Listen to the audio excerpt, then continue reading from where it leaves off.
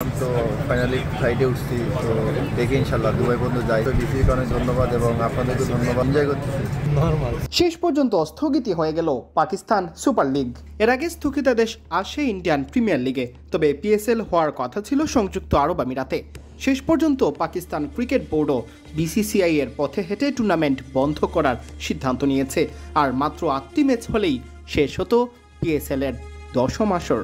এদিকে পিএসএল স্থগিত হয়ে যাওয়ায় দেশে ফিরছেন পাকিস্তানে থাকা 2 বাংলাদেশি ক্রিকেটার ও 2 সাংবাদিক। পাকিস্তান থেকে ইতোমধ্যে দুবাইয়ের বিমানেও চড়ে বসেছেন তারা। এবার লাহোর কালান্দার্সের হয়ে রিশাদ হোসেন ও পেশোয়ার জলমির হয়ে নাহিদ রানা অংশ নেন পাকিস্তান সুপার লিগে। তাদের খেলার খবর সংগ্রহে যান 2 ক্রীড়া সাংবাদিক, যাদের একজন বিডি ক্রিক টাইমের রিপোর্টার মাহরুষ প্রত্যয়। 4 বাংলাদেশি একই বিমানে দুবাইয়ে যাচ্ছেন। তাদের পাকিস্তান ছাড়ার খবরে স্বস্তি জানিয়েছে দেশের ক্রিকেট অঙ্গন। আরব আমিরাতকে বাকি 8 ম্যাচের ভেন্যু হিসেবে বেছে নেওয়ার পরও কেন পিএসএল স্থগিত করা হলো এর ব্যাখ্যা দিয়েছে পাকিস্তান ক্রিকেট বোর্ড। তারা জানিয়েছে, গত 24 ঘন্টায় নিয়ন্ত্রণ রেখায় পরিস্থিতি আরও অবনতি হয়েছে পাকিস্তানে।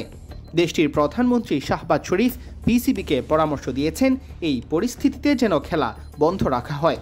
দেশের মানুষের নির্মম পরিস্থিতিতে পিএসএল থেকে সাময়িক বিরতিকেই যথাযথ বলে মনে করেছে পাকিস্তান সরকার।